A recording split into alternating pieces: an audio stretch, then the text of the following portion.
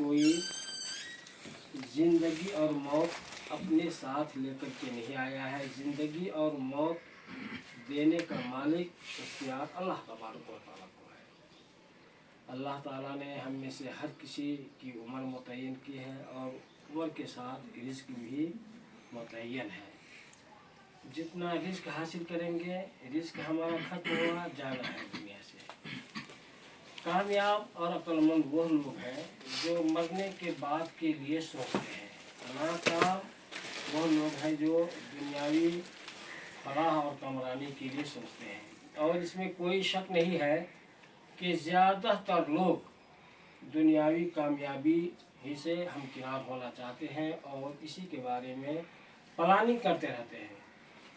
जबकि जितनी भी प्लानिंग हम करते हैं, प्लानिंग के मुताबिक आदमी कामयाब हो भी नहीं सकता और आरज़ू और तमन्ना लिए हुए चला जाता है। असल कामयाबी है आखिरत की कामयाबी। इसीलिए तो नबी करीम सल्लल्लाहु अलैहि वसल्लम सहाबा कराम को दुनिया से बेरग़बती, दुनिया में मशगूल न होने की तालीम देते थे। बल्कि दुनिया की मिसाल नबी करीम सल्लल्लाहु अलैहि वसल्लम ने ये भी दिया कि अगर दुनिया की हैसियत अल्लाह ताला के यहाँ मच्छर के पर के बराबर भी अगर ये होती तो किसी काफिर को पानी नहीं देता। लेकिन चूँकि दुनिया की हैसियत नहीं है तो हर कोई अल्लाह ताला के रहम पे, अल्लाह ताला की रहमत आम है, इसके बदले इसके रहम व करम पर दुनिया के अंदर ज़िंदगी गुजारते हैं। हम में से हर कोई मोमिन है और अल्लाह ने ईमान की तौफीक दी है। तो मरने के बाद के बारे में हम फिक्र करें कि हम कैसे कामयाब होंगे।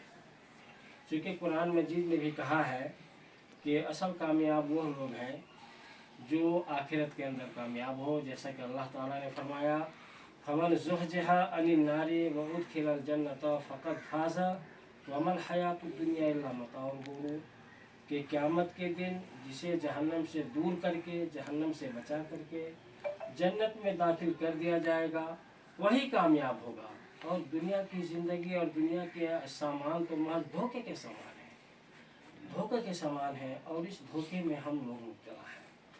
तो हम में से हर किसी को ये चाहिए कि जन्नत हासिल करने की कोशिश करें। और ये भी याद रखिए कि जन्नत सिर्फ ख्वाहिश रखने से नहीं मिलती, बल्कि उसके लिए अमल है। और वो अमल क्या है? अल्लाह ताला ने जन्नत के राह बताने के लिए और जहन्नम से बचाने के लिए नबी और रसूलों को मबूस फरमाया है। तो जन्नती राह भी वाज़ेह है और जहन्नमी राह भी वाज़ेह है। इंसान होने के नाते इख्तियार है कि आप जिस रास्ते को इख्तियार करें। गुनाह क्या है हम में से कौन नहीं जानता है कि गुनाह क्या है? हराम क्या है हर कोई जानता है, हलाल क्या है हर कोई जानता है। अलबत्ता हलाल और हराम के दरमियान जो बात चीज़ें होती हैं आदमी नहीं समझता है, वह शुबह वाली चीज़, तो आदमी उससे बचे और बचना ही जो है वह नजात है। तो बहरे कहे जन्नत जो है सिर्फ तमन्नी और ख्वाहिश का नाम नहीं है, उसके लिए अमल करना पड़ेगा। और अहम अमल है तौहीद, अक़ीदा तौहीद। इसी अक़ीदा तौहीद के खातिर अल्लाह ताला ने नबी और रसूलों को मबूस फरमाया। अक़ीदा तौहीद के खातिर ख़ानदान में जो है वो जुदाई हुई, बाप काफिर है, बेटे मुसलमान हैं।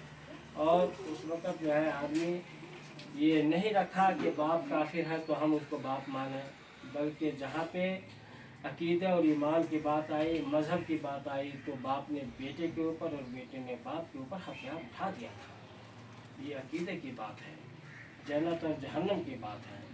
तो अक़ीदा तौहीद के ऊपर जिसका खात्मा होता है तो वो जन्नत में जाएगा, अगरचे उससे बहुत सारे सगीरे गुनाह हो गए हों।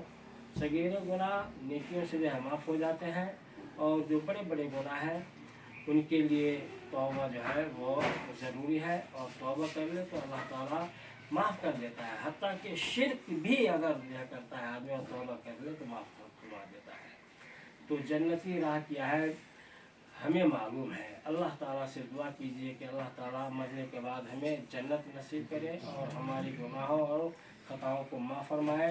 और हम जो गुमराही में मुब्तला है, अल्लाह ताला उससे हमें नजात दे। वसल्लल्लाहु वसल्लम व बारक अला नबियना मुहम्मद व अला आलिहि व सहबिहि अजमईन। वस्सलामु अलैकुम व रहमतुल्लाहि व बरकातुहू।